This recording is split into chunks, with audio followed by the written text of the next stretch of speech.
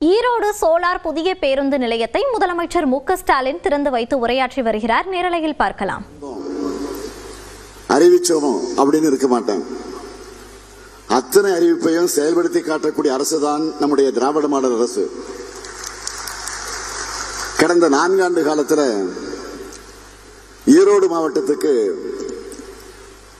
திராவிட முன்னேற்ற கழகத்தினுடைய ஆட்சி காலத்தில் செஞ்சு தரப்பட்டிருக்கக்கூடிய திட்டங்களை சொல்றதா இருந்தா அதுக்கே ஏறக்குறைய 2 அல்லது 3 மணி நேரம் ஆகும்.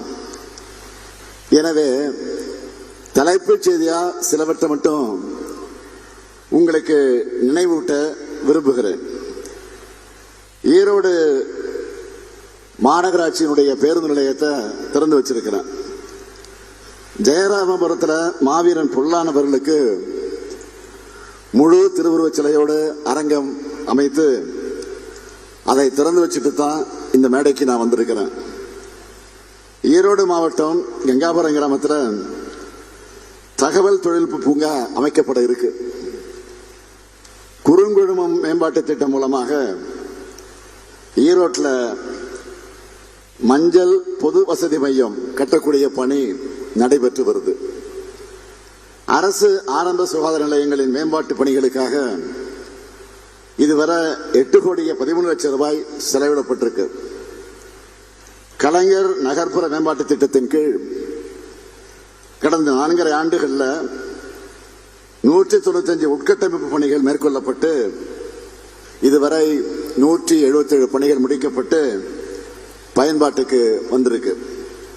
மீதமுள்ள 18 பணிகளும் நடைபெற்றுக் கொண்டிருக்கிறது. ஈரோடு, கோபிச்செட்டிப்பாளையம், சத்தியமங்கலம் மற்றும் பெருந்துறை ஆகிய 4 இடங்கள்ல அறிவுசார் மையம் அமைக்கப்பட்டிருக்கு. நெடுஞ்சாலைத்துறையில பல்வேறு திட்டங்களின் கீழ் கடந்த 4.5 ஆண்டுகள்ல 944 கிலோமீட்டர் நீளம் உள்ள சாலை பணிகள் முடிக்கப்பட்டு பயன்பாட்டுக்கு கொண்டு வரப்பட்டிருக்கு. 17 ஊரக பாலங்கள், 73 நெடுஞ்சாலை பாலங்கள் அமைக்கப்பட்டு வருது. ஈரோடு மண்டலத்தில் 400 திருக்கோயில்கள்ல 554 பணிகள் நடைபெற்று வருது. இதுல 150 திருக்கோயில்கள்ல 218 பணிகள் முடிக்கப்பட்டிருக்கு. கடந்த 4.5 ஆண்டு காலத்தில் 133 திருக்கோயில்களுக்கு குடமுழுக்கு நடத்தி முடிக்கப்பட்டிருக்கு. சத்தியமங்கலம் பால் குளிரூட்டு நிலைய வளாகத்தில் கட்டு ஊறுகாய்ப்புல் தயாரிக்கக்கூடிய அலகு அமைக்கப்பட்டு வருது. கரட்டுப்பாளையத்தில் விடுதியோடு கூடிய ஜிம்னாஸ்டிக் அரங்கம் கட்டும் பணி நிறைவுற்று துவங்கி வைக்கப்பட்டிருக்கு. நம்ம திராவிட மாடல் அரசோட முத்திரை திட்டங்களால இந்த மாவட்டத்தில் மட்டும் எத்தனை பேர் பயனடைகிறாங்க தெரியுமா? நான் பெருமையோடு சொல்றேன், 4,09,353 குடும்ப தலைவிகளுக்கு மாதந்தோறும் 1000 ரூபாய் கலைஞர் மகளிர் உரிமை தொகை வழங்கப்படுது. மீதம் இருக்கக்கூடியவர்களும் கணக்கெடுக்கப்பட்டிருக்கிறது. விடுபட்டவர்கள் அதுவும் டிசம்பர் 15ஆம் தேதியிலிருந்து அதுவும் வழங்கப்பட இருக்கிறது என்பதை மகிழ்ச்சியோடு நான் தெரிவித்துக்கிறேன். 59,262 நபர்களுக்கு இலவச வீட்டுமனை பட்டா வழங்கப்பட்டிருக்கு.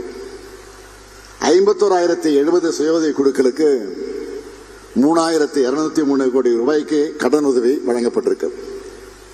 மக்களை தேடி மருத்துவ திட்டத்தில் 8,65,000 பேர் பயனடைந்திருக்கிறாங்க.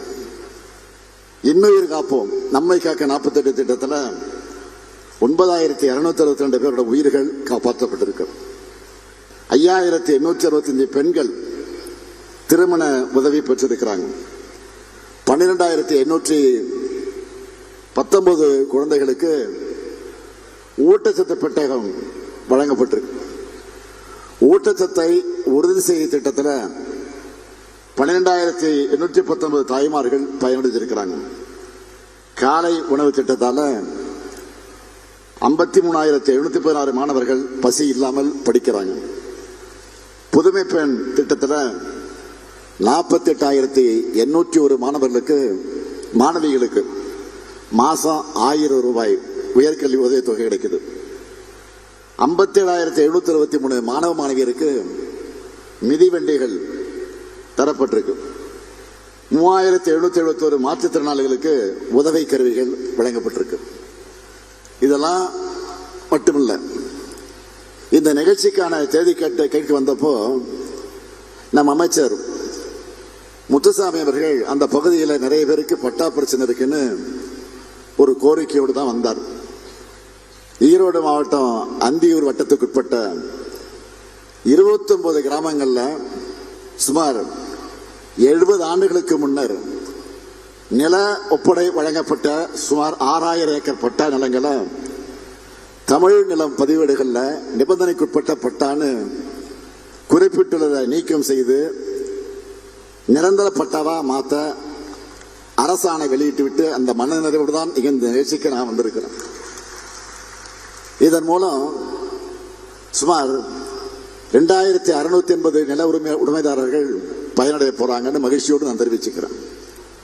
நான் இன்னும் பெருமையோடு சொல்றேன், ஈரோட்டு வரலாற்றிலே இல்லாத அளவுக்கு நம்ம திராவிட மாடல் ஆட்சியோட கடந்த 4 ஆண்டுகள் மட்டும் 5,490 கோடி ரூபாய்க்கு 68,85,232 பேருக்கு நலத்திட்ட உதவிகளும் 3,836 கோடி ரூபாயில 19,488 வளர்ச்சி திட்ட பணிகளும் 9,327 கோடி ரூபாய்க்கு செஞ்சிருக்கிறோம்.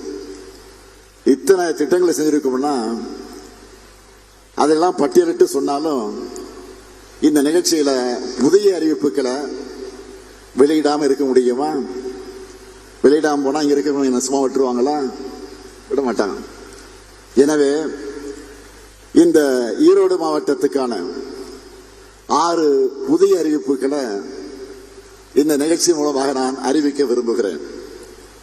முதல் அறிவிப்பு, புன்சை புளியம்பட்டி நகராட்சிக்கு 4,30,00,000 ரூபாய் செலவிலையும், கோவிச்செட்டிப்பாளையம் நகராட்சிக்கு 4,50,00,000 ரூபாய் செலவிலையும் புதிய நகராட்சி அலுவலக கட்டடங்கள் கட்டப்படும். இரண்டாவது அறிவிப்பு, பவானி மற்றும் கீழ்பவானி நீர்ப்பாசன திட்டங்களின் கீழ் திட்ட நிபந்தனையோடு வழங்கப்பட்ட பட்டாக்களை நிரந்தர பட்டாவாக மாற்றணும் என்ற சத்தியமங்கலம், நம்பியூர், பவானி, கோவிச்செட்டிப்பாளையம், மொடக்குறிச்சி, கொடுமுடி, பெருந்துறை மற்றும் ஈரோடு ஆகிய வட்டங்களைச் சார்ந்த விவசாயிகளின் கோரிக்கை ஏற்று இந்த 90 கிராமங்களில் உள்ள ஆயிரக்கணக்கான விவசாயிகளின் பட்டாக்கள் நிரந்தர பட்டாவாக மாற்றப்படும். மூன்றாவது அறிவிப்பு, அந்தியூர் அருகே உள்ள தோணிமடுவு பள்ளத்தின் குறுக்கே 4 கோடி ரூபாய் செலவில் புதிய தடுப்பணை அமைக்கப்படும். நாலாவது அறிவிப்பு, சாயப்பட்ட கழிவுகளால் பாதிக்கப்பட்ட நொய்யலாற்று பாசன விவசாயிகளுக்கு இழப்பீடு வழங்குவது தொடர்பாக இருக்கக்கூடிய பல்வேறு வழக்குகள் மற்ற சட்ட சிக்கல்களை தீர்ப்பது குறித்து ஆராய வல்லுநர் குழு ஒன்று அமைக்கப்படும். ஐந்தாவது அறிவிப்பு, பெருந்துறையில் தற்போதுள்ள வட்டார போக்குவரத்து அலுவலகத்துக்கு 5 கோடி ரூபாய் செலவில் புதிய கட்டடம் கட்டித்தரப்படும். ஆறாவது அறிவிப்பு, அந்தியூர் மற்றும் எண்ணமங்கலம் வருவாய் கிராமங்களில் உள்ள நிலங்களுக்கான பதிவேடுகளில் உள்ள நிபந்தனை பட்டாக்கள் அயன் பட்டாக்களாக மாற்றப்படும். இப்படி நாம் தினந்தோறும் தொடர் திட்டங்களை செயல்படுத்துகிற காரணத்தால் தான் எதிர்கட்சிகள் என்ன சொல்றதுன்னு தெரியாம விரக்தியில பெருமை முடிச்ச மாதிரி இருக்கிறாங்க. கடந்த ஆண்டு இந்த மாவட்டத்தில் நடைபெற்ற அரசு விழாவில் நான் பேசும்போது சின்னியம்பாலத்தில் பிறந்து நாட்டு விடுதலைக்காக பாடுபட்டதோட தமிழ்நாட்டில் வெண்மை புரட்சிக்கு வித்திட்ட பால் வள தந்தை திக்கு பரமசிவம் ஐயா அவர்களுடைய திருவுருவச்சில ஈரோடு பால் பண்ணையில் நிறுவப்படும் அறிவித்தேன். விவசாய குடும்பங்களோட வருவாயை உயர்த்த, பால் விநியோக முறையை நவீனப்படுத்த அர்ப்பணிப்போடு செயல்பட்டவர் அவர். தமிழ்நாடு அரசின் ஆவின் நிறுவனம்